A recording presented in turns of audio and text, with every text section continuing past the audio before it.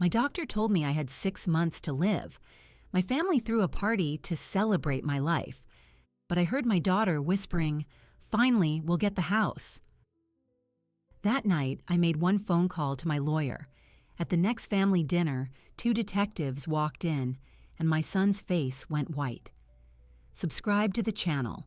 Leave your like and comment from which part of the world you are watching. Get comfortable and relax. Let's begin. The doctor's mouth was still moving, but the sound had reduced itself to a low hum in my ears. The word 6 months hung in the air between us, separate from all the other medical terminology. I looked past him at a framed print of a sailboat on the wall. The boat was tilted, catching the wind. I thought, I need to call the gardener about the hydrangeas. They will need pruning in the fall. Eleanor? Dr. Sharma's voice filtered back in. I know this is a lot to process. We have palliative care options, support groups. I nodded. My hands were folded in my lap, perfectly still. I understand. Thank you for your candor. My voice sounded normal, which surprised me. A list was beginning to form in my mind, clear and orderly. Update the will. Review the financial statements. Sort the photographs in the attic. The blue serving dish for Cynthia if she ever gets married. The drive home was ordinary. I stopped for groceries. I bought milk, coffee, and the apricots that looked firm and bright. The radio played a song from my youth. I tapped my fingers on the steering wheel. The knowledge sat inside me like a stone, heavy but contained. It did not feel like panic. It felt like a deadline. I called them that evening, Vanessa, Marcus, and his wife Lisa. I asked them to come over the next day. I said I had something to discuss. Vanessa's voice was immediately sharp with curiosity. Is everything all right, Mom? Marcus just said, Sure, okay. I did not lie. I said I would explain when they arrived. They filed into my living room the following afternoon. Vanessa in a crisp linen dress, Marcus shifting his weight from foot to foot, Lisa with a concerned smile that touched her eyes. I had made tea. We sat in our usual places. I had rehearsed no speech. I went to see Dr. Sharma yesterday, I began. The tests confirmed what we suspected. It is pancreatic cancer. He estimates I have 6 months, perhaps a little less, with aggressive treatment, which I have declined. The silence was absolute. Then it broke into pieces. Mom, no, Marcus said, his voice cracking. Vanessa stood up. What do you mean you've declined treatment? There are new trials. We can get a second opinion. Lisa reached for my hand. Oh, Nora. I looked at each of them. I saw genuine shock, a layer of fear. Under that, in the quick dart of Vanessa's eyes around my living room, I saw the first calculation. It was swift, so swift I almost convinced myself I imagined it. We will have a party, Vanessa announced 2 days later, a celebration of your life, now, while you can enjoy it. I did not want a party. I said so, but Marcus agreed with her, saying it would be good for everyone, for the grandchildren.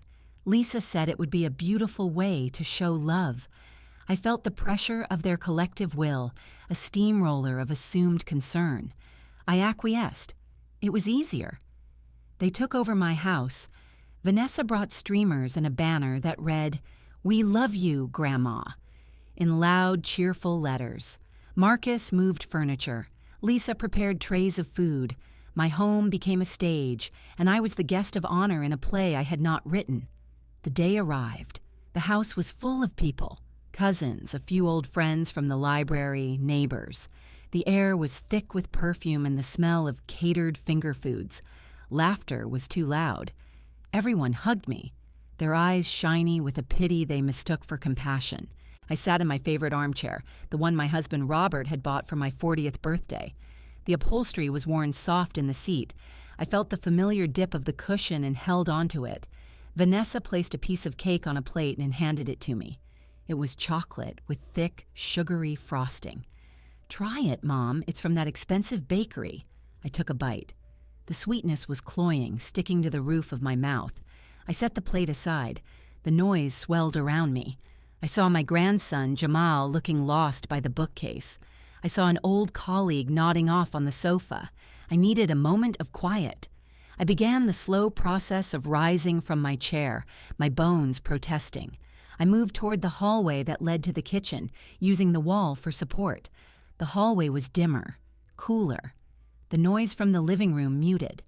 I was about to push the kitchen door when I heard voices. They were in the short passage between the kitchen and the dining room, just around the corner from me. Vanessa's voice, low and brimming with a fervent energy. Just saying, we need to be practical. Once the paperwork is settled, it makes sense. Marcus's voice mumbling, "It's too soon, Van. Don't. Too soon. She's sitting in there dying, Marcus. Being sentimental won't help.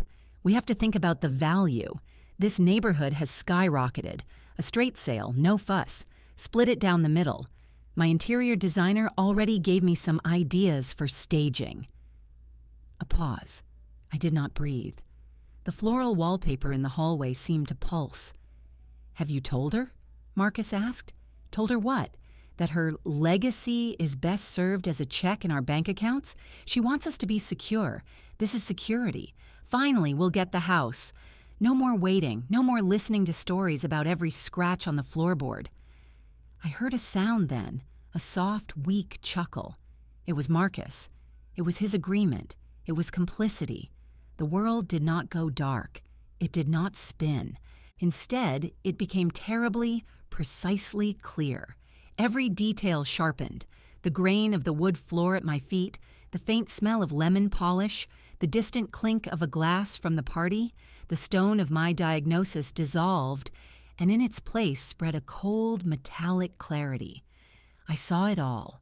The rushed party was not for me. It was a premature celebration of my end, a convenient gathering to mask their anticipation. Their concern was a performance. The cake was a prop. My chair, my house, my life's accumulation, they were already counting it, measuring it, dividing it. I took a step back, then another. I returned to the mouth of the hallway. I looked into the living room, at the banner, the smiling faces, my chair sitting empty like a throne awaiting a new monarch. Vanessa walked back into the room, her face rearranged into a smile. She caught my eye. "There you are, Mom. We were about to toast." I held her gaze. I let nothing show. The cold inside me was solid now, a foundation. "How kind," I said. My voice was steady. I walked back to my chair and lowered myself into it. I felt the worn fabric under my palms. This was mine. I had built this life, brick by brick, book by book, child by child. They saw only the final brick, and they wanted to sell it. The party continued around me. I smiled when required. I nodded. I sipped water. Inside, I was elsewhere. I was already making a new list. It did not involve hydrangeas or serving dishes. It was a list of names, of numbers, of documents. At the top of that list was a single decisive action, a phone call, the first move in a different kind of planning. The noise of the party became a distant buzz, unimportant. I was alone in the center of it, and that aloneness was no longer a sadness. It was an advantage. The party ended. Hands were squeezed, cheeks kissed, empty plates collected. I stood at the door, a serene smile fixed on my face, playing my part until the last guest was gone. Vanessa lingered, her energy now focused on cleaning. "Go home, Vanessa," I said. "You've done enough. I appreciate it." She looked at me, a flicker of assessment in her eyes. "Are you sure? I can stay, help you get to bed." "I am tired. I prefer to be alone." My tone permitted no argument. It was the same tone I used decades ago to end a bedtime negotiation. She hesitated, then nodded, gathering her purse. Marcus had already left, avoiding my gaze on his way out. The silence they left behind was dense and complete. I locked the door. I turned off the bright overhead lights, leaving only a single lamp on in the living room. I walked to my chair, but did not sit in it. I placed my hand on its high back, feeling the polished wood. This chair had seen Robert's last days too. It had held his weight. Now they saw it as a piece of inventory. I went to the kitchen. The clinical white light of the overhead fixture was too harsh. I turned on the small lamp on the breakfast nook table instead. I filled the kettle and set it on the stove. The blue flame hissed to life. While the water heated, I opened the bottom drawer of the desk in the corner, the one that held the household files. I removed 3 folders. One was labeled Finances, another House, the third Legal. I carried them to the table and sat. The kettle whistled. I made a pot of chamomile tea, the scent faint and herbal. I did not expect it to calm me. It was a ritual, a step in a process. I opened the Finances folder first. Bank statements, investment portfolios, the pension documents. Robert had been a careful man, an engineer. He built structures to last, both in steel and in savings. We had lived comfortably, not lavishly. The mortgage on this house was paid off 15 years ago. The numbers on the statements were not astronomical, but they were substantial. They represented security, a buffer against the world's unpredictability. To Vanessa and Marcus, they represented a windfall.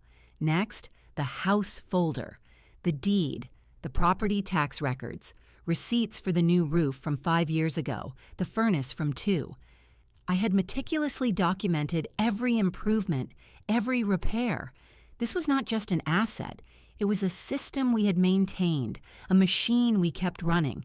I thought of the conversation in the hallway. Staging. Finally, the legal folder, my current will, executed after Robert's death. It was simple. The estate, including the house and remaining assets, was to be divided evenly between Vanessa and Marcus. A few specific bequests to friends, my jewelry to Lisa and my granddaughter. It was a document of trust. It assumed good faith. It was now obsolete. I spread the papers before me. The house was quiet. The only sounds were the hum of the refrigerator and the tick of the wall clock. I felt no tears, no crashing wave of grief. That would have been easier, in a way. What I felt was a crystalline, focused anger. It was cold and hard, and it was entirely mine. It did not cloud my thinking. It sharpened it. I thought of the day we moved in. Robert and I, both so young, standing in this empty kitchen. Vanessa was 4, a tornado of curiosity. Marcus was a baby in my arms. We had painted the walls ourselves, a soft yellow that faded over the years. We planted the oak sapling in the backyard that was now taller than the house.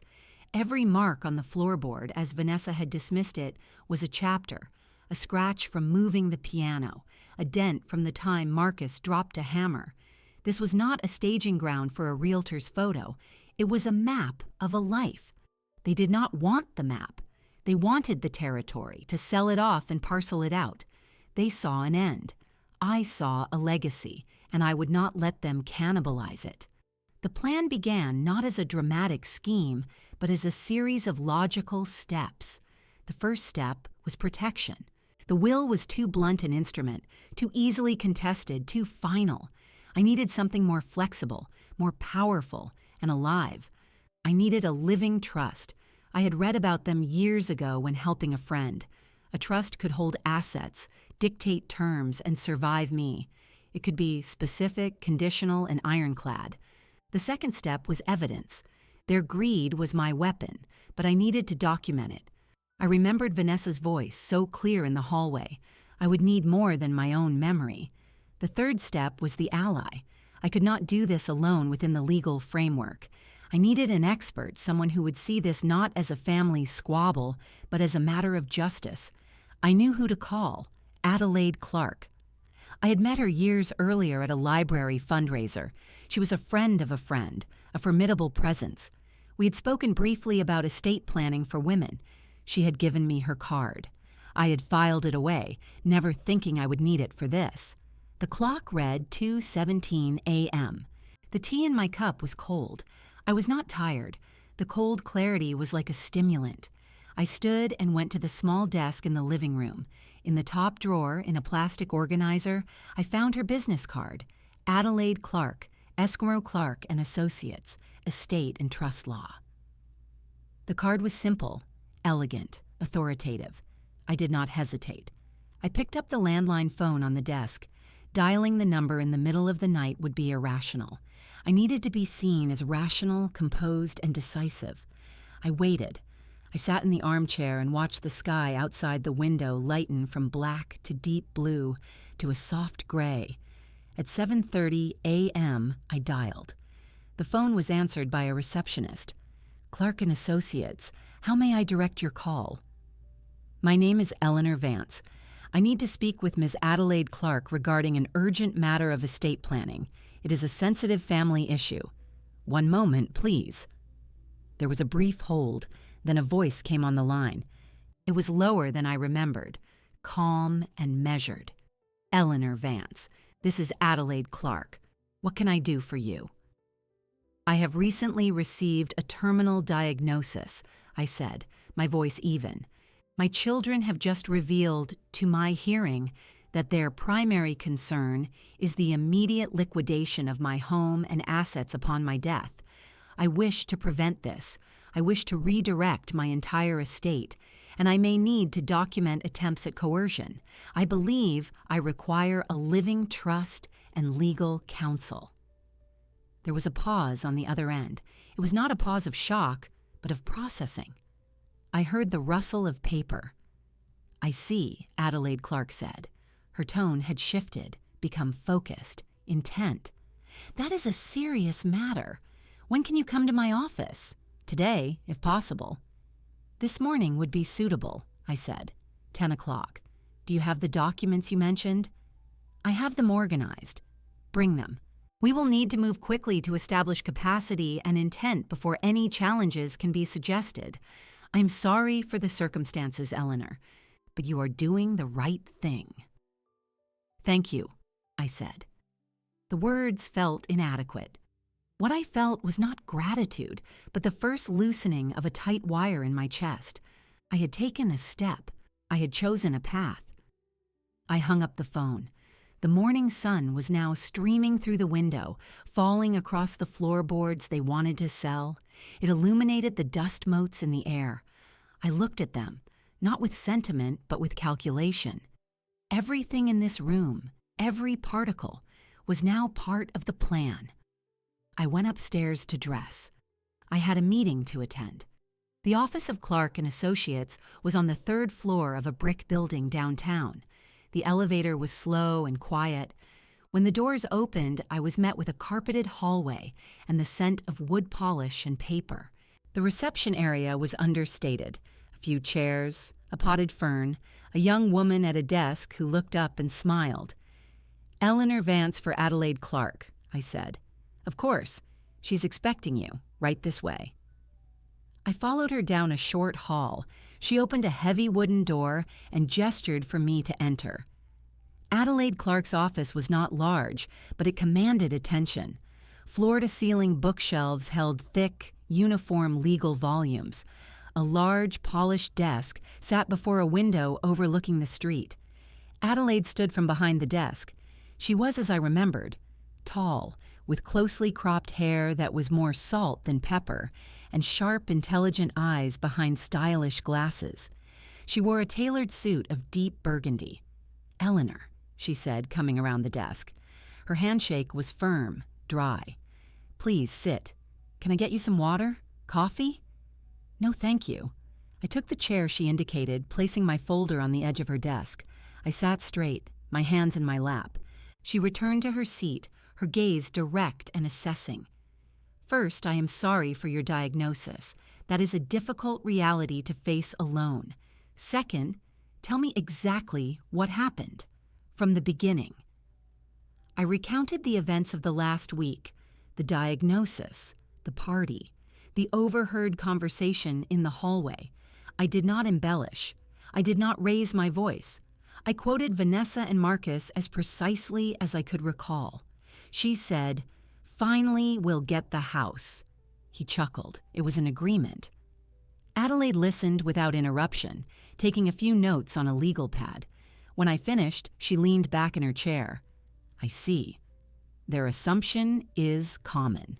Their haste is not. It indicates a significant financial pressure or a profound lack of character, often both." She tapped her pen on the pad. You mentioned redirecting your estate. What is your goal? Is it purely to disinherit them? It is to protect what Robert and I built from being dismantled and sold off by people who see only a price tag. It is to ensure my legacy isn't a check they cash. I want it to mean something else. Meaning is harder to legislate than distribution, she said, but there was no discouragement in her tone. It was a fact. However, intent is powerful, and we can create a structure that honors your intent in a way that is legally enforceable. Let's begin with the full picture. What assets are we discussing? I opened my folder and slid the documents across the desk. She spent the next 20 minutes reviewing them in silence, occasionally asking a clarifying question. The house is clear. The investment portfolio is well managed. The life insurance policy is modest. Your total estate is considerable, Eleanor. It is certainly worth coveting. That is what I concluded. Good. Now, your current will leaves everything to them. Split evenly. We will revoke that today. We will replace it with a revocable living trust. You will be the grantor and the trustee while you live. Upon your death, I will become the successor trustee. This removes the estate from the probate process and places its management in my hands, according to the terms we set now. Your children cannot contest it easily, and they cannot access a single dollar without meeting the conditions we specify. And what terms do you recommend? I asked. Adelaide steepled her fingers.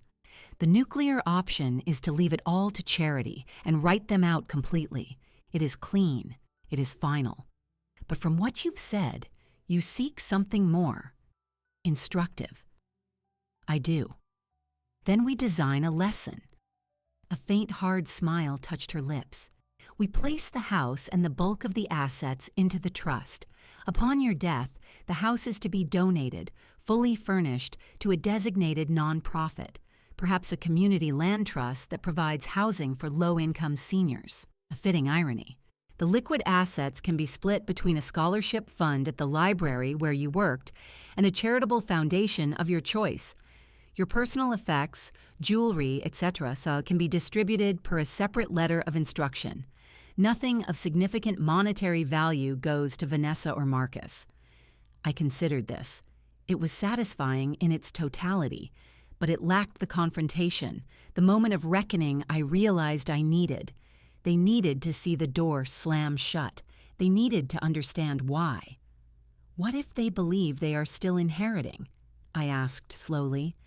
Until the very last moment. Adelaide's eyes narrowed with interest. Explain.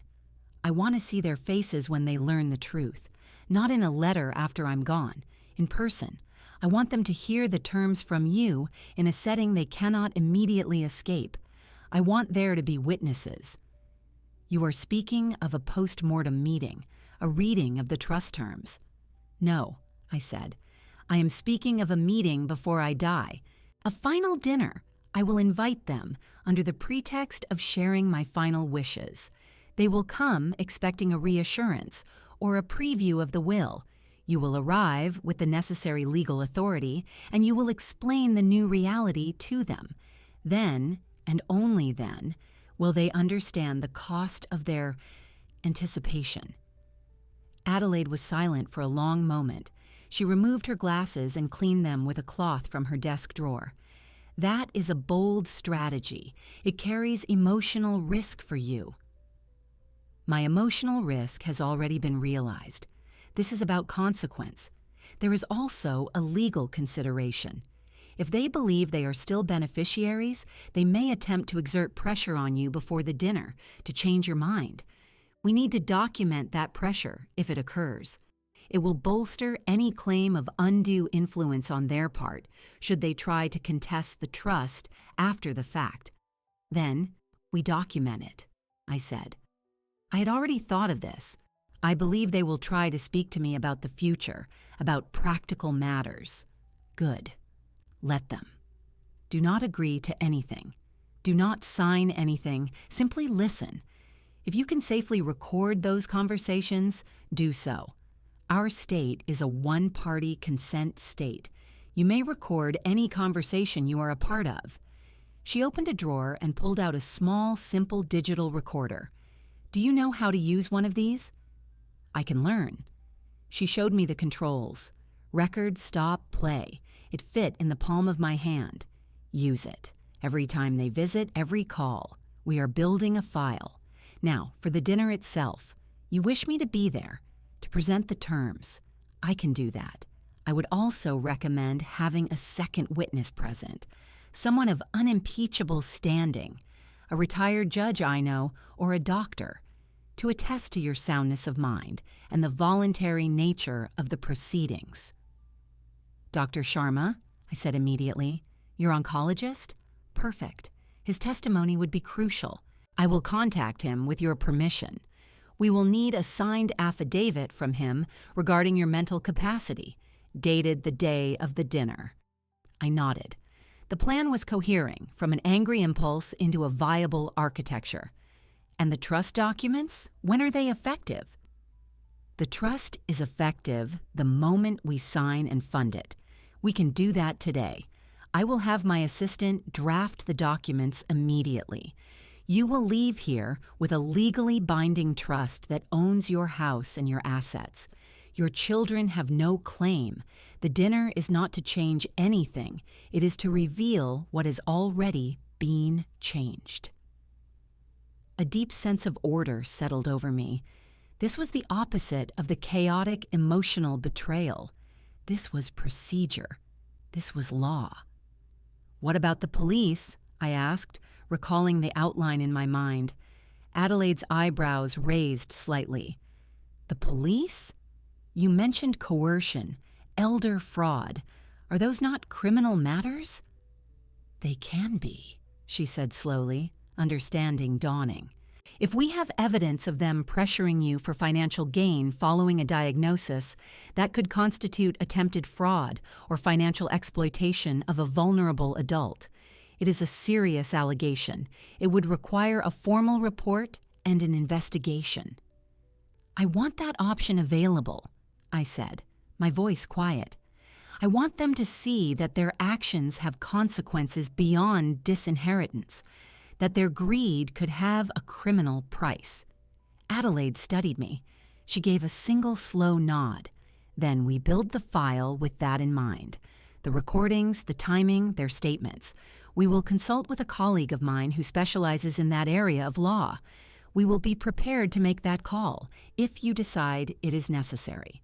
The arrival of detectives at the dinner would certainly underscore the gravity of the situation. Then that is the plan, I said. It is. She stood and pressed a button on her desk phone. Marta, please come in. We have a trust to draft. She looked back at me. This will take a few hours. You are sure? I have never been more sure of anything, I said, and I meant it. The coldness inside me had found its shape, and its name was justice. The documents were signed. My house, my accounts, the tangible proof of my life's work now belonged to the Eleanor Vance Living Trust. I was the trustee. Adelaide Clark was the successor. The law had been harnessed. I placed the thick folder in my tote bag next to the small digital recorder. The weight of both was insignificant, but their purpose was immense. I returned home. The house felt different now. It was no longer merely my home. It was the primary asset of a legal entity. I was its caretaker. This shift in perspective was clarifying. I walked from room to room, not with nostalgia, but with assessment. Every object had a potential future, donation, discard, or deliberate bequest. I started a new list in a small notebook. 2 days after the meeting with Adelaide, I knew it was time. The trap required bait. The bait was their own expectation. I waited until mid-morning, a time when I knew Vanessa would be between appointments. I sat at the kitchen table, the cordless phone in front of me. The recorder was in the pocket of my cardigan. I pressed record. The tiny red light glowed. I dialed her number. She answered on the third ring. "Mom, is everything okay?" Her voice was a blend of habitual impatience and performative care. Everything is fine, Vanessa. I've been doing some thinking about the future. I heard the subtle shift, the quickening of attention. Of course, we all are. What's on your mind? I would like to have a family dinner. Just you, Marcus, and Lisa. No party, no fuss. A quiet meal at Giuseppe's. Giuseppe's was a local Italian restaurant, a place we had gone for birthdays and anniversaries for 30 years. It was familiar, neutral ground. A dinner? Mom, are you sure you're up for going out? We can come to you. No, I said, my tone leaving no room. I would like to go out. I have some important news I want to share with all of you together. About my wishes. My final arrangements. The silence on the other end was thick. I could almost hear the calculations. Wishes. Final arrangements. She was translating those words into will, inheritance, distribution. Of course, she said, her voice now smoothed into a practiced, reassuring tone. That's a wonderful idea. When were you thinking? This Friday, 7 o'clock. I've already reserved the back corner table. This Friday? That's short notice. I'll have to check with... I would like you to be there, Vanessa. It's important to me. I used the language of maternal need, a language she understood how to exploit. She capitulated immediately. No, of course, I'll be there. I'll make it work. I'll let Marcus know. I'll call Marcus myself, I said. I would like to speak to each of you. Okay, Mom, I'll see you Friday. At Giuseppe's. Do you need a ride? I will arrange my own transportation. Thank you. I ended the call. I stopped the recorder. I played back the last 30 seconds. Her voice was clear. The eager acquiescence after the mention of final arrangements was unmistakable. Next, I called Marcus at his office. His receptionist put me through. Mom, he said, his voice anxious by default. Marcus, I'm calling about a family dinner this Friday at Giuseppe's. 7 o'clock. I have some matters to discuss regarding the future. I need you and Lisa to be there. Giuseppe's? This Friday? I think we might have... It is important, Marcus. I did not soften my voice. He hesitated. Is this about legal stuff? The house and things? I prefer to discuss it with everyone present. It will provide clarity. I chose the word clarity deliberately. To the guilty, it sounds like resolution. Right, clarity. Okay, I'll be there. I'll tell Lisa. He paused. Are you feeling all right? I am feeling exactly as I should be, I said. I will see you Friday. I hung up. I did not record that call. His nervousness was its own evidence, but it was circumstantial. Vanessa's was the voice I needed.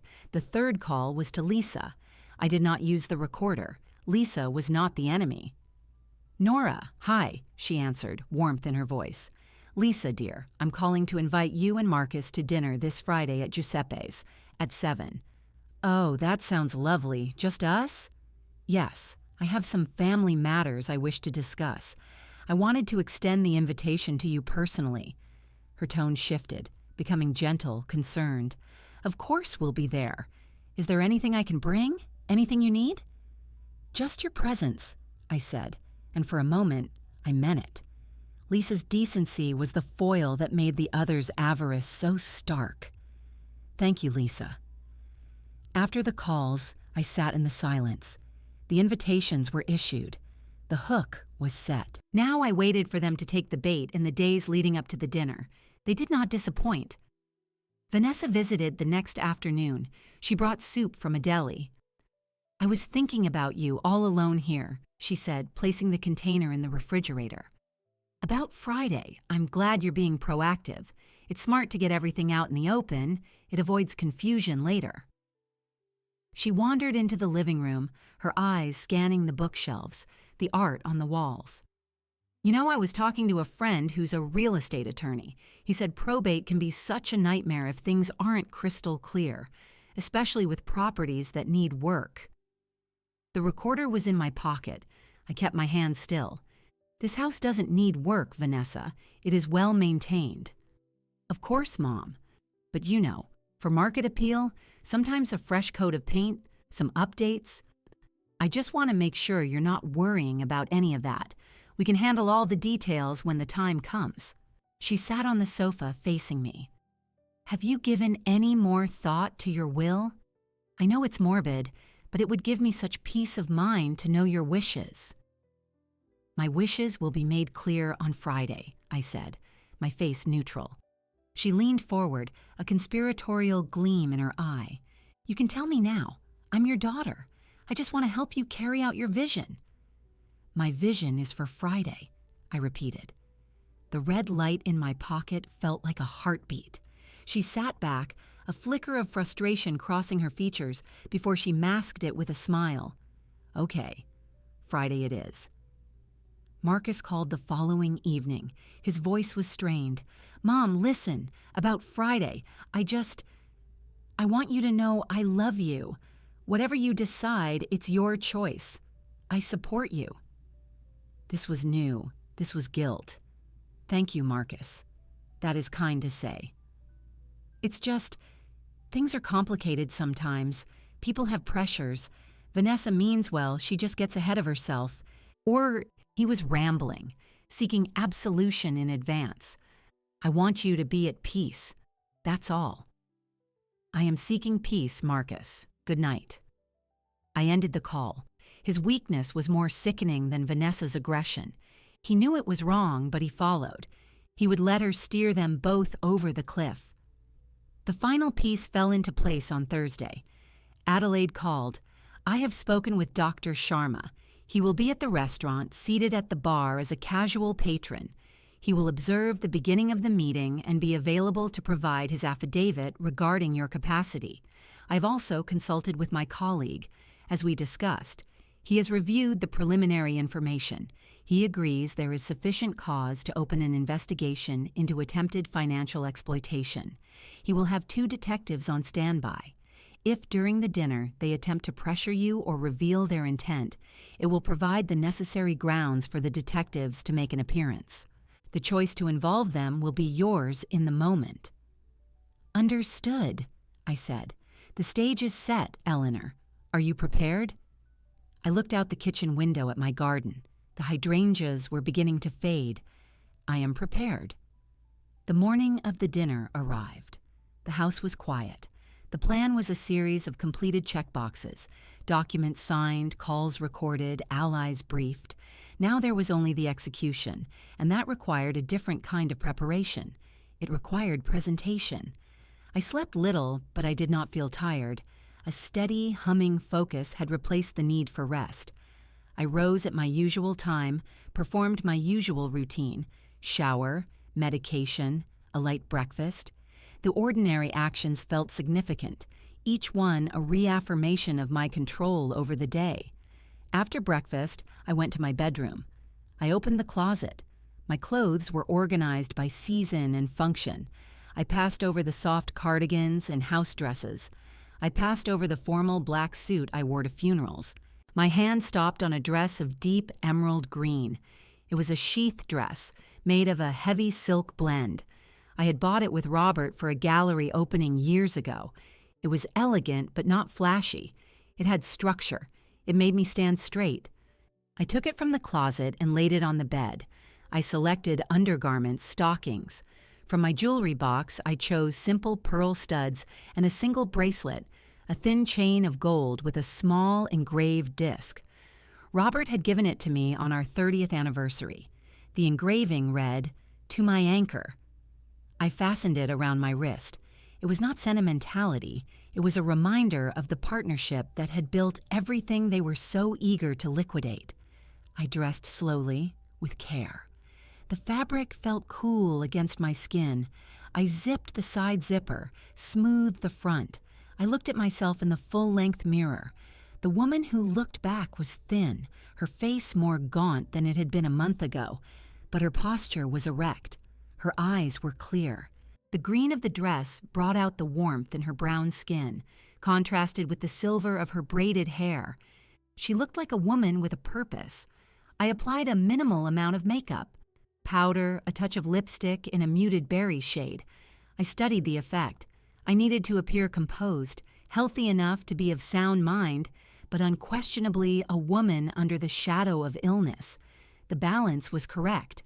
At noon, the phone rang. It was Adelaide. "Eleanor, final confirmation. The reservation is under your name for 7. Table 12 in the back corner. I will arrive at 7:20. Dr. Sharma will be at the bar by 6:45. My colleague has spoken with the detectives.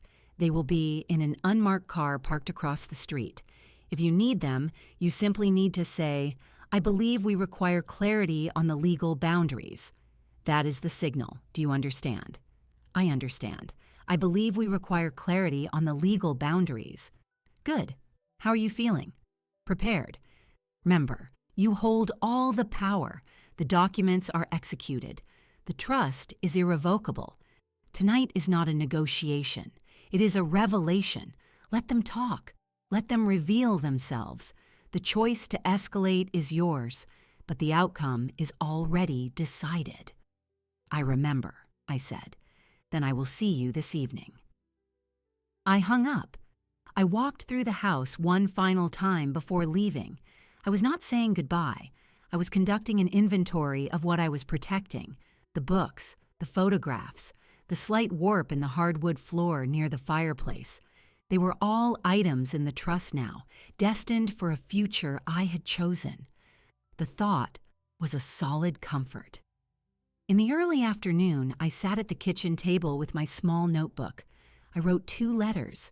They were not part of the legal plan. They were for my grandchildren, Jamal and Lila. I addressed the envelopes to them, to be opened on their 25th birthdays. I did not detail their parents' failings. I wrote about their grandfather. I wrote about the value of building something yourself. I wrote that legacy is not what you are given, but what you choose to honor and protect. I signed them, "With all my love, Grandma Nora." I sealed the envelopes and placed them in the top drawer of my desk with a note for Adelaide to ensure their delivery. The final item was the digital recorder. I tested it. The battery was full. I placed it in my evening bag, a small beaded clutch that had room for little else. It would be with me, a silent witness. By 4 o'clock, there was nothing left to do but wait. I did not want to sit still. I went into the backyard. The late afternoon sun was warm on my shoulders. I deadheaded the spent blooms from the hydrangeas, my hands moving automatically. The dry petals fell to the soil. The work was mindless and peaceful. It grounded me in the physical world, in a simple task with a clear result. I thought about Vanessa and Marcus as children. I did not allow the memories to soften me. I examined them instead. Vanessa, always possessive of her toys, quick to claim the biggest piece. Marcus, following her lead, eager to avoid conflict. The seeds were always there.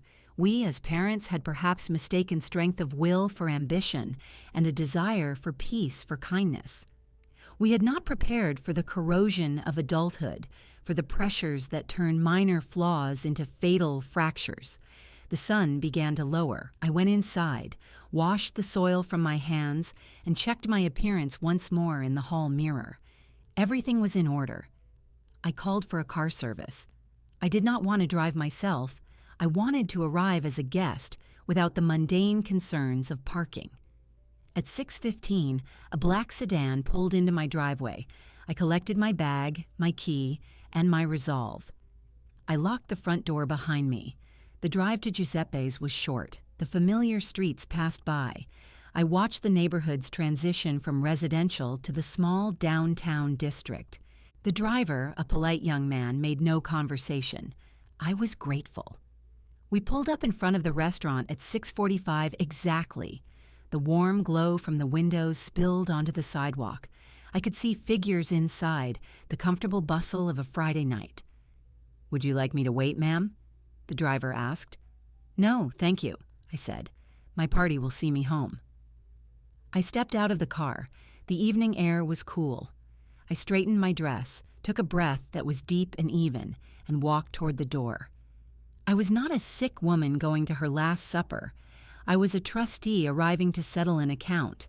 I pulled the door open and stepped into the noise and the light. The warmth of the restaurant enveloped me, a blend of garlic, baking bread, and murmured conversations. I let my eyes adjust. The hostess recognized me and smiled. "Your party is already here, Mrs. Vance. Right this way." She led me through the maze of tables draped in red checkered cloths. I saw him first, out of the corner of my eye, Dr. Sharma, seated alone at the far end of the bar with a glass of mineral water. He gave no sign of recognition, but his presence was a silent pillar in the room. I continued forward. Table 12 was in the back corner, partially secluded by a low wooden partition. Vanessa, Marcus, and Lisa were already seated. Vanessa saw me first. Her eyes swept over my dress, a quick, assessing glance. She stood, a smile spreading across her face that was too wide, too eager. "Mom, you look beautiful." She leaned in to kiss my cheek. Her perfume was strong. "Thank you, Vanessa." Marcus stood up more slowly, awkwardly bumping the table. "Hi, Mom." His hug was brief, his body tense. Lisa's embrace was warmer, her concern evident in her gentle squeeze. "It's so good to see you out, Nora." I took the seat they had left for me, the one facing the room. It allowed me to see the entrance. I placed my small beaded bag on the table within easy reach. "You ordered wine," Vanessa said, gesturing to a bottle of Pinot Noir in a cooler. "I hope that's all right. A little celebration." "Of course," I said. The waiter appeared and poured a small amount into my glass. I nodded and he filled it halfway. I had no intention of drinking much. "So," Vanessa began, leaning forward as soon as the waiter left. "This is nice. Really nice. Just family." She was trying to manufacture coziness, but her energy was kinetic, buzzing with anticipation. "It is," I agreed. I took a small sip of water. "How are you feeling?" Lisa asked, her voice soft. "I am comfortable," I said. It was the truth. The waiter returned for our orders. The ritual of selecting food provided a brief respite. Vanessa and Marcus chose quickly, distractedly. Lisa asked for my recommendation. I suggested the eggplant parmesan. She ordered it. When the waiter departed, the table fell into a strained quiet, filled only by the clink of cutlery from other tables. The breadbasket sat between us, untouched. Marcus cleared his throat. "The restaurant looks the same. Remember my graduation dinner here?" "I do," I said. Vanessa shot him a look I couldn't decipher. She turned her bright focus back to me. "You said you had news, Mom. Important news. You've got us all curious." She gave a light, artificial laugh. "All in good time," I said, smoothing my napkin on my lap. "Let's enjoy the meal first." Her smile tightened at the edges. "Of course. No rush." She picked up her wine glass and took a long drink. The appetizers arrived, bruschetta, calamari. We served ourselves. The conversation stumbled from topic to topic. The weather, a movie Lisa had seen, a problem with Vanessa's car. It was hollow, a performance of normalcy. I participated just enough. My attention was divided between their words and the restaurant door. Adelaide would arrive at 7:20. It was now 7:05. "So, Mom," Vanessa tried again, unable to contain herself through the calamari. "When you say important news, is this about practical matters? Because Marcus and I have been talking, and we want you to know we're ready to handle anything. All the burdensome details. You shouldn't have to worry about a thing." I looked at her. "What details are those, Vanessa?" "You know," she said, waving a hand. "The house, the bills, all the paperwork that comes with, well, with an estate. It can be a full-time job. We just want to lighten your load." "My load is manageable," I said. "But I appreciate the thought." Marcus shifted in his seat. "Vanessa just means we're here for you." "I understand what she means," I said. My tone was neutral, but it stopped the conversation for a moment. Lisa looked between us, her expression growing more uncertain. "Nora's been managing her own affairs her whole life. I'm sure she has everything well in hand. But things are different now," Vanessa insisted, a sharpness entering her voice before she softened it again. "I just hate the thought of you being stressed, that's all." "I am not stressed," I said. It was true. The stress had burned away, leaving only execution. The main courses arrived. The plates were large, steaming. The interruption of service forced another pause. We began to eat. The food was good, familiar, but I tasted little. I was monitoring the clock in my mind. At 7:15, Vanessa put down her fork. She could not wait any longer. "Mom, please, this suspense is killing us. Whatever it is, we can handle it. Have you made decisions about the will? Is that it?" I looked at her, then at Marcus, who had stopped eating, his fork poised in midair. Lisa watched me, her eyes wide. "This dinner is not about reading a will," I said. "Then what is it about?" Vanessa's patience was fraying. "You said final arrangements." "I have made final arrangements," I said calmly, "but they are not what you are expecting. I have invited someone else to join us to help explain." "Someone else? Who?" Marcus asked, his voice thin. "A professional advisor. She will be here shortly." "A lawyer?" Vanessa's eyes flashed. "You brought a lawyer to a family dinner?" "Her name is Adelaide Clark. She's my attorney. She has been helping me ensure my wishes are carried out exactly as I intend." The color drained from Marcus's face. Vanessa's jaw tightened. "Your wishes? Mom, we're your family. We know your wishes. Why do you need a stranger involved in this?" "Because," I said, taking a deliberate sip of water, "sometimes clarity requires a third party to avoid any confusion." "You're being secretive," Vanessa accused, her voice rising slightly. A couple at a nearby table glanced over. She lowered her tone to a harsh whisper. "This is ridiculous. We are your children. We have a right to know what you're planning with our inheritance." The word hung in the air.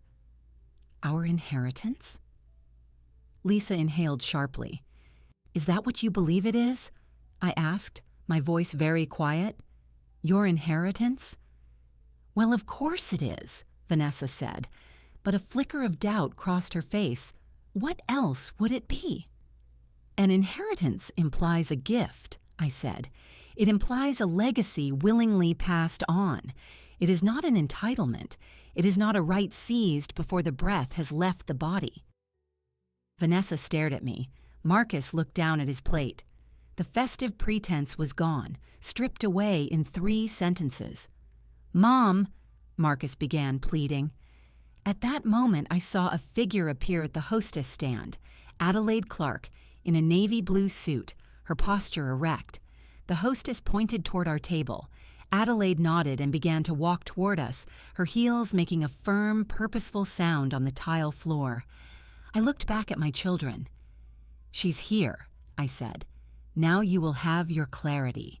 I placed my hands on the table, one over the other, and waited. The recorder in my bag was running. The final act had arrived. Adelaide Clark reached our table. She stood beside me, a composed and formidable presence. Her eyes swept over Vanessa, Marcus, and Lisa with professional detachment. "Eleanor," she said, giving me a slight nod. Then she addressed the table. "I am Adelaide Clark, Mrs. Vance's attorney. Thank you for allowing me to join you." Vanessa recovered first, her social instincts overriding her shock. She forced a smile that was all teeth. "An attorney? This is a surprise. Mom didn't mention you'd be joining us for dinner." "This is not a social call," Adelaide said. She remained standing. "Your mother has asked me to explain the recent legal arrangements she has made." "Legal arrangements?" Marcus's voice was a whisper. He looked from Adelaide to me, his eyes pleading. "Mom, what is this?" "It is the clarity you wanted," I said. Vanessa's control snapped. "Clarity? You ambush us with a lawyer in a restaurant and call it clarity? This is disrespectful. Whatever you've done, we have a right to discuss it as a family, in private." "There is nothing to discuss, Vanessa," Adelaide said, her tone even but firm. "The matters are settled. I am here as a courtesy to inform you of the facts and to ensure there is no misunderstanding." "Settled?" Vanessa's voice rose, drawing more glances from nearby diners.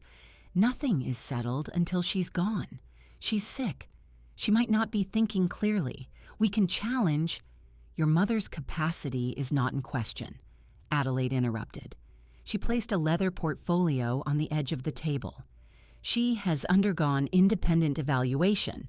Her oncologist, Dr. Sharma, is present in this restaurant tonight and has affirmed her soundness of mind.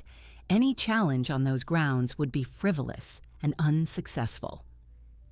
Marcus's head swiveled, searching the room. He spotted Dr. Sharma at the bar. The doctor met his gaze briefly, then looked away. Marcus seemed to shrink into his chair. Lisa reached out and put a hand on Marcus's arm. Her face was pale. "Nora, what's going on?" "Lisa, please," Vanessa snapped. She turned her fury back to Adelaide. "Fine, she's of sound mind. So what has she done? Changed the will? Left everything to some cat charity?"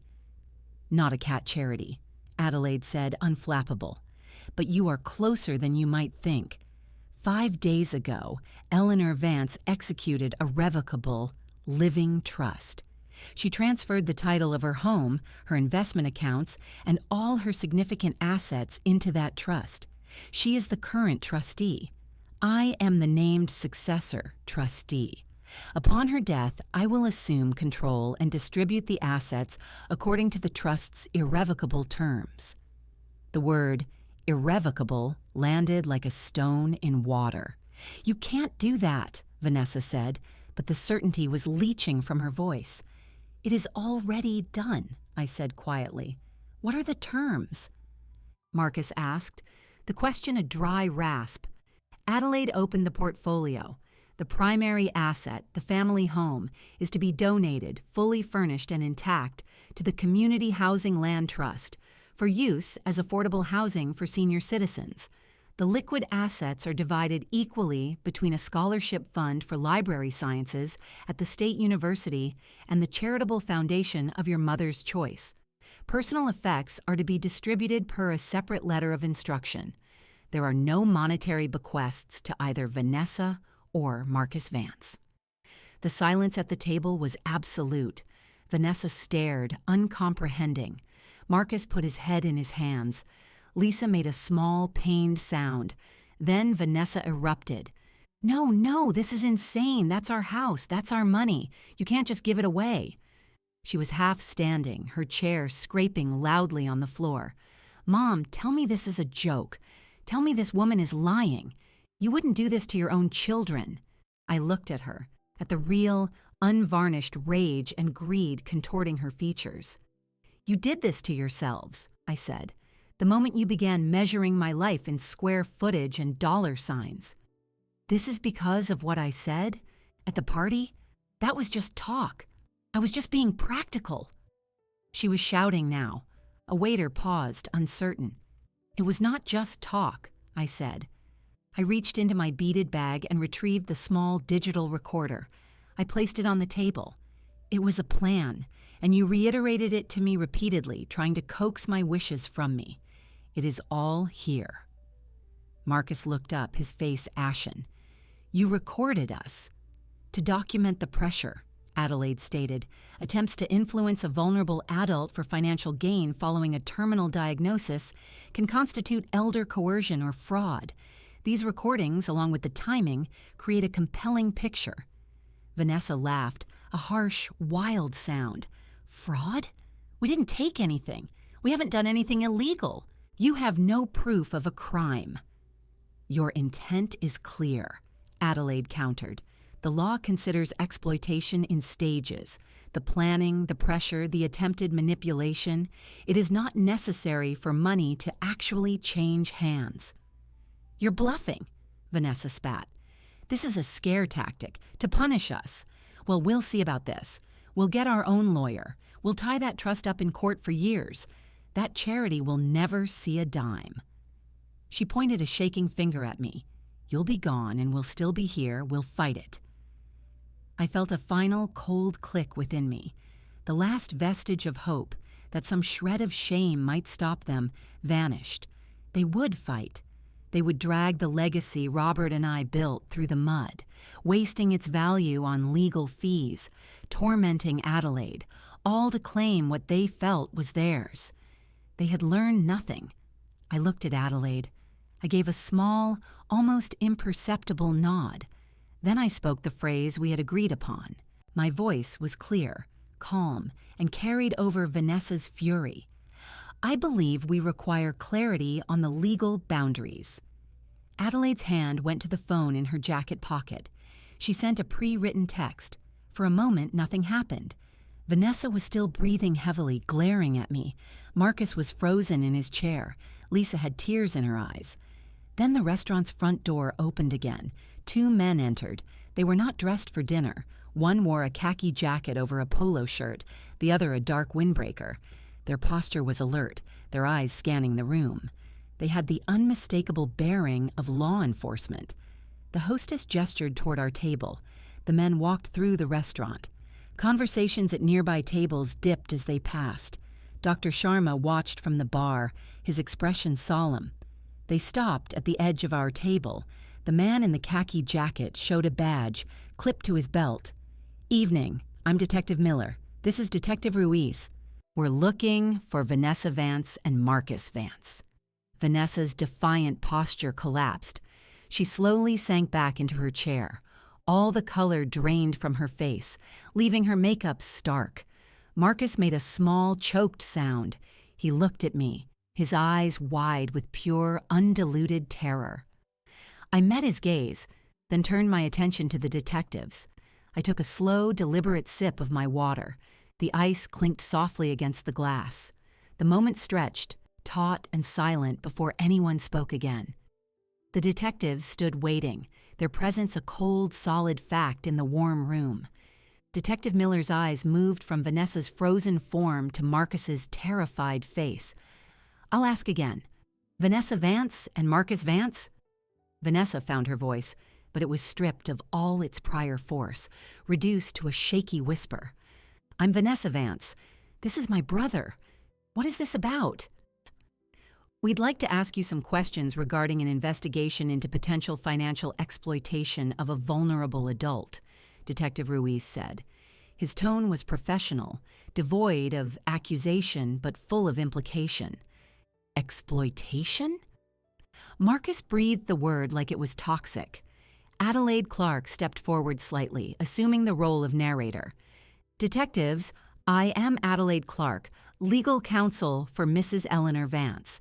As we discussed, based on evidence provided by my client, there is reasonable suspicion that her children, following knowledge of her terminal diagnosis, engaged in a concerted effort to influence her for the purpose of securing control of her assets, specifically her home and financial holdings." "That's a lie!" Vanessa cried, but it was a reflex, weak and paper-thin. "We were just talking. She's our mother." "The timing and content of these talks are highly indicative of coercion," Adelaide continued, unperturbed. She gestured to the recorder on the table. "Mrs. Vance has audio recordings of conversations where the disposition of the house and assets is discussed as a foregone conclusion, and where pressure is applied to her to reveal her testamentary wishes. Furthermore, their presence here tonight was predicated on the expectation of learning about their inheritance.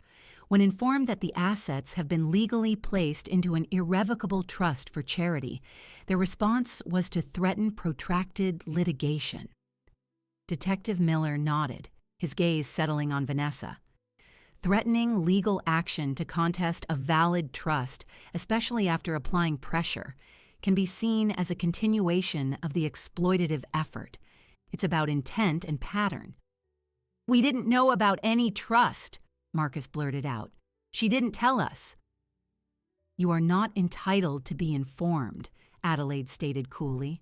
"A grantor has every right to manage their assets without notifying potential beneficiaries. Your lack of knowledge is irrelevant to the law, but your actions based on assumption are not." Lisa finally spoke, her voice trembling. "Nora, please. This is too much. Can't this be a family matter?" I looked at her, seeing the genuine distress. "It ceased to be a family matter when they chose to see me as a transaction, Lisa. The law is the only language they have left to understand." Vanessa seemed to be trying to gather the pieces of her anger, but they wouldn't coalesce. The reality of the detectives, the trust, the recordings. It was a maze with no exit.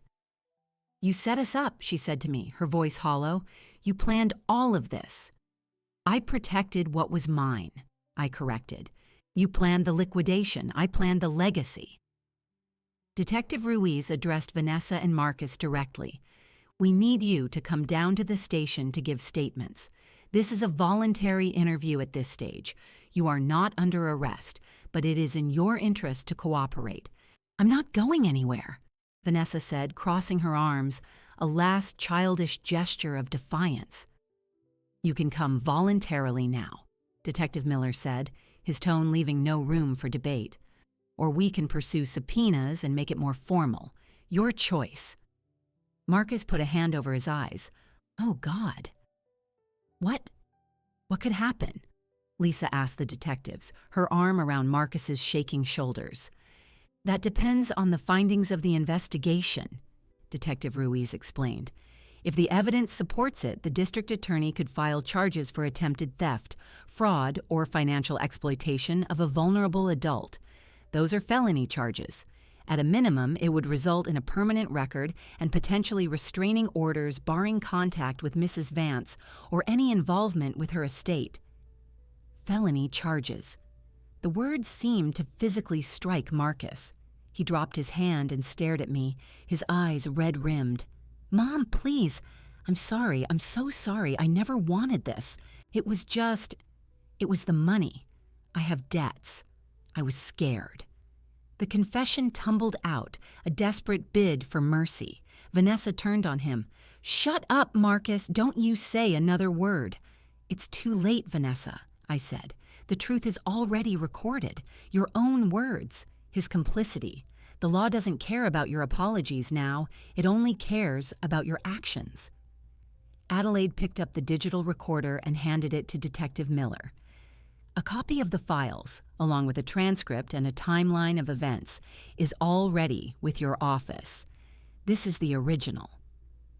Detective Miller took it, sealing it in an evidence bag from his pocket. The sight of the small device disappearing into the clear plastic was final. "Let's go," Detective Miller said, not unkindly but firmly. "We'll take your statements separately." Vanessa stood, her movement stiff. She looked at me, and for a second I saw not anger, but a profound, bewildered loss. She had gambled on a future she saw as hers and had lost everything: the money, the house, and now her freedom and reputation. She said nothing. She simply turned and followed Detective Ruiz, her head down. Marcus needed Lisa's help to stand. His legs seemed unsteady. He paused beside my chair. "I'm sorry," he whispered again, a broken record. I did not look up at him. I looked at my plate, at the half-eaten food grown cold. "Your sorrow is for the consequence, Marcus, not the crime. There is a difference." He flinched as if struck, then let Lisa guide him after the detectives. The three of them, flanked by the two detectives, walked through the restaurant. Every eye followed them. The hum of conversation had died completely. The only sound was the retreating footsteps and the distant clatter from the kitchen. Then they were gone. The door swung shut behind them. I was alone at the table with Adelaide Clark. The empty chairs seemed to hold the ghosts of their presence. Adelaide sat down in Vanessa's vacated seat. She let out a slow breath. "It is done," she said. I looked at her. "The legal part is done. The investigation is just beginning for them." "Yes, but the foundation is unshakable. The trust is valid. The house and assets are secure. Their path forward is through the criminal justice system, not probate court." She paused. "You gave the signal. You chose to escalate." "They left me no choice," I said. "They would have fought. They would have destroyed the value in fighting for it. This way, the only thing destroyed is their illusion of impunity." Adelaide nodded. She signaled to the waiter, who had been hovering at a distance. "We'll take the check, please, and 2 espressos." The waiter, wide-eyed, nodded and hurried away. I looked around the restaurant. People were slowly returning to their meals, though glances still flickered toward our table. The spectacle was over. I picked up my fork.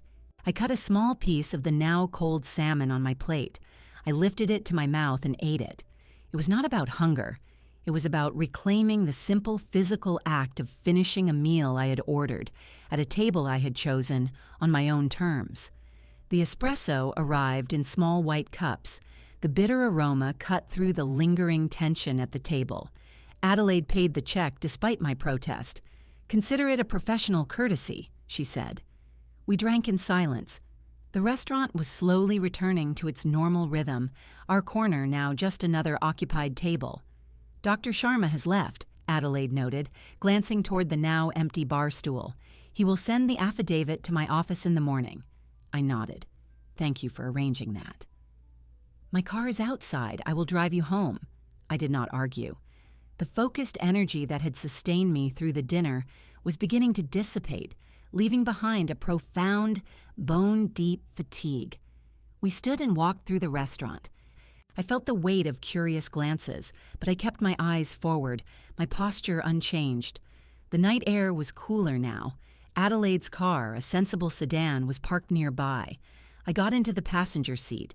The interior was clean, smelling of leather and peppermint. She started the engine and pulled into the quiet street. We drove for several minutes without speaking. The streetlights cast long, moving shadows. "Will they be arrested tonight?" I finally asked. "Unlikely," Adelaide said, her eyes on the road. "They will be interviewed separately. Their statements will be compared to the evidence. The DA will review. Given the evidence, the recordings, the timeline, their threats of litigation after learning the terms, it is probable charges will be filed. But the process is slow. The immediate goal is achieved. They are removed from your sphere, and they understand the seriousness of their actions." Lisa was with them. Lisa was not a subject of the investigation. She was there as Marcus's wife. The detectives will likely question her as a witness. Her testimony about their behavior and attitudes could be significant. I looked out the window at the darkened houses. She is a good person. She does not deserve this collateral damage. None of this was your doing, Eleanor. You erected a defense. They chose to attack it. The logic was sound, but it did not erase the image of Lisa's pale, devastated face. I had known there would be fallout. Knowing and seeing were different things. We arrived at my house. The porch light was on, casting a warm yellow glow on the front steps. It looked the same as it had for 20 years. A refuge. Now it felt like a fortress I had successfully defended. Adelaide turned off the engine. "Do you want me to come in?" "No, thank you. I prefer to be alone." "I understand." She reached into her briefcase on the back seat and pulled out a business card. "This is my direct cell number, not the office. Call me any time for any reason, day or night. If they try to contact you, do not engage.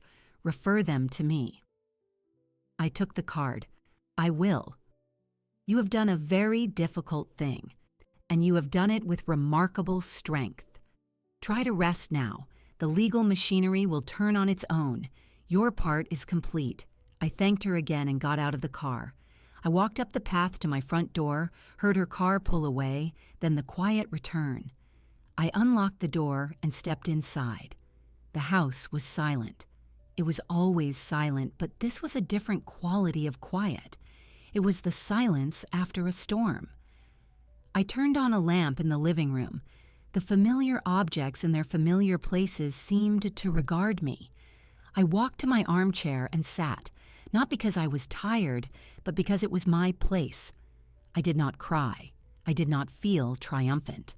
I felt hollowed out, scraped clean. The anger that had fueled me was spent. In its place was a vast gray exhaustion and a loneliness so complete it was almost peaceful. I had chosen this isolation. It was the cost of my victory.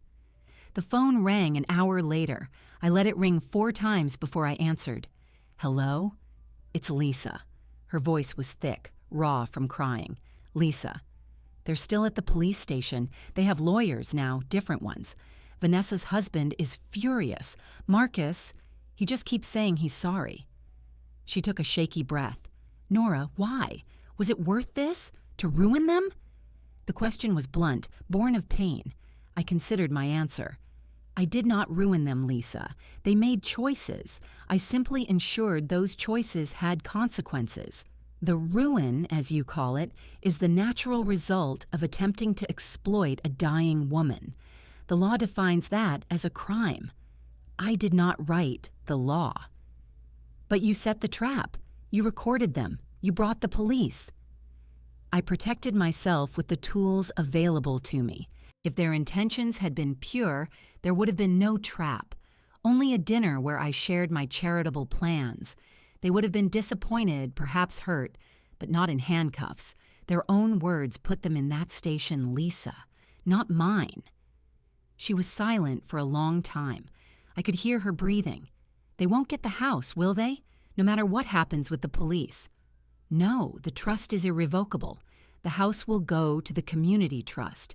The money to charity. That is fixed. And the charges? That is for the district attorney to decide, based on the evidence.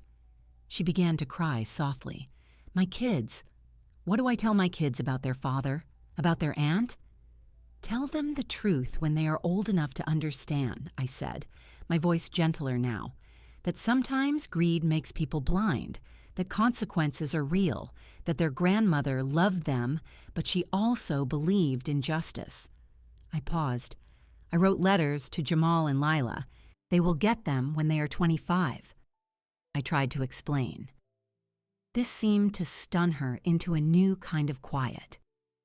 You wrote them letters? Yes. Adelaide has instructions to deliver them. There is no blame in those letters, Lisa. Only love and the values I hope to pass on. You should know that. She wept openly now. I let her. There was nothing more to say. I have to go, she whispered finally. I have to call the lawyer back. Good night, Lisa. She hung up. I placed the phone back in its cradle. The conversation left me even more drained. I went to the kitchen and made a cup of tea. I carried it to the living room but did not sit. Instead, I walked through the downstairs rooms, turning off lights. I checked the locks on the doors and windows. It was my nightly ritual. Upstairs, in my bedroom, I changed out of the green dress and hung it carefully in the closet. I put on my nightgown and robe. I brushed my hair at the vanity. The face in the mirror was deeply tired, the lines etched more sharply, but the eyes were calm. There was no turmoil left. I got into bed. The sheets were cool. I lay on my back, looking at the ceiling. The events of the evening replayed in my mind, not as a drama, but as a series of procedural steps. Each step had been necessary. Each consequence had been earned. I thought of Vanessa in a sterile interview room, her bluster gone, facing the unyielding logic of the law. I thought of Marcus, crumbling under the weight of his own weakness. I felt a distant pang, like an old scar aching in the cold. It was not regret. It was the ghost of the love I had once borne for the children they used to be. Then I let it go. I exhaled, releasing the last hold of the day. I closed my eyes. The house stood silent and secure around me. I had defended it. I had fulfilled my duty to Robert's memory and my own conscience. There was nothing left to do. For the first time since the diagnosis, I slept through the entire night without waking. I woke to sunlight. The deep, unbroken sleep had left me disoriented for a moment. Then the previous day settled over me, not as a shock, but as a settled fact. The house was quiet. The world outside continued. I rose, performed my morning routine. The motions were the same, but the weight I had carried for weeks was gone. In its place was a light, clear space. After breakfast, I went to my desk. The letters to Jamal and Lila were already sealed in their envelopes. I wrote a third letter, this one to Adelaide. I detailed the location of personal items I wished to be distributed, specific books to friends, a painting to a neighbor who had always admired it, my jewelry to Lisa with the request she hold it for Lila. I included instructions for the care of the house until its transfer. I signed it and placed it with the others. The phone rang. It was Adelaide. Good morning, Eleanor. I have an update. Vanessa and Marcus were released last night after their interviews. No bail was required. The case file is with the district attorney's office for review. It will likely be several weeks before a decision is made on charges. I see, I said. Vanessa's lawyer has already contacted me, demanding a copy of the trust document. I provided it as required. He made noises about contesting your capacity, but I informed him of Dr. Sharma's affidavit and my own observations. I do not believe they have a legal path, only a hope to intimidate. They will not succeed. Thank you. How are you today? I am well, I said. It was not an evasion. Good. Call if you need anything. I hung up.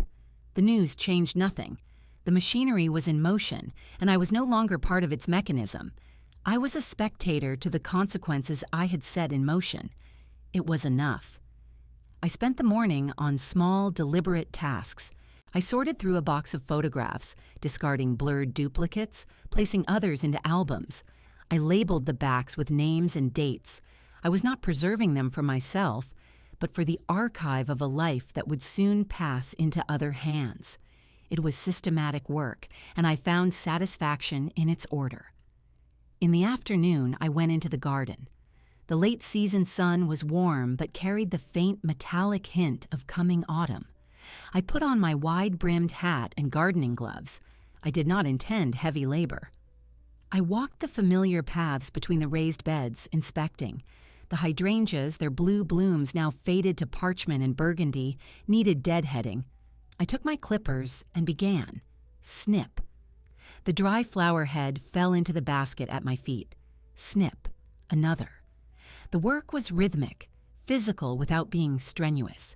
Each cut was a decision, an encouragement for the plant to direct its energy inward, to its roots, to survive the winter. I thought about roots. The roots of the oak tree Robert planted, now deep and widespread. The roots of my life here, in this soil.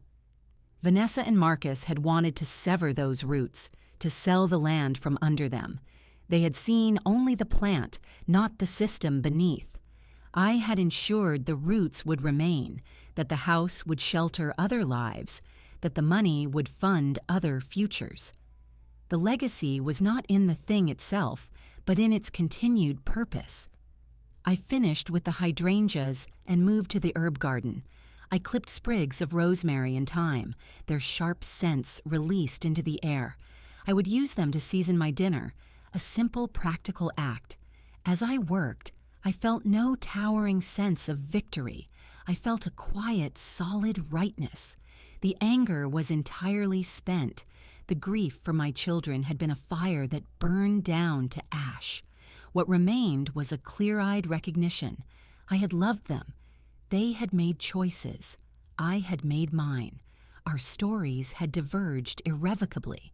There was sadness in that, but it was a clean sadness, without conflict. I went inside as the sun began to lower, washing the kitchen in a long golden light. I washed the herbs, chopped them, and combined them with olive oil and garlic. I prepared a simple piece of fish and roasted vegetables. I set a place for one at the table. I ate slowly, tasting the food. It was good. After cleaning up, I returned to the living room. I did not turn on the television. I sat in my chair. The silence was companionable now. I looked around at the room, the books, the photographs, the slight warp in the floor. It was all accounted for. It was all protected. My physical strength was waning. I could feel it, a slow ebbing that was neither painful nor frightening. It was a factual condition, like the setting of the sun. I had used the time I had. I had put my affairs in order, not as they had expected, but as I deemed fit. I thought of Robert. I hoped, in some unsentimental way, that he would have approved. Not of the strife, but of the defense. He was a practical man. He believed in structures that lasted. The final item on my mental list was peace. I had secured it, not through avoidance, but through confrontation, not through forgiveness, but through justice. It was the peace of a settled account. I rose and walked to the French doors leading to the garden. I opened them and stepped onto the patio. The air was cool. The first stars were becoming visible in the deepening blue of the sky. The oak tree was a dark silhouette against it. I stood there for a long time. I felt the worn stones of the patio under my slippers. I heard the distant call of a night bird. I breathed in the scent of damp earth and cut grass. This was my life. This was my place. I had defended it. I had bequeathed it wisely. The story of Eleanor Vance would end here, in this garden, on her own terms. The terms were not generous, not in the way my children had wanted, but they were fair. They were mine. I turned and went back inside. I closed and locked the doors. I turned off the lights one by one and made my way upstairs. The house, my fortress, and my home settled around me. There was nothing left to do.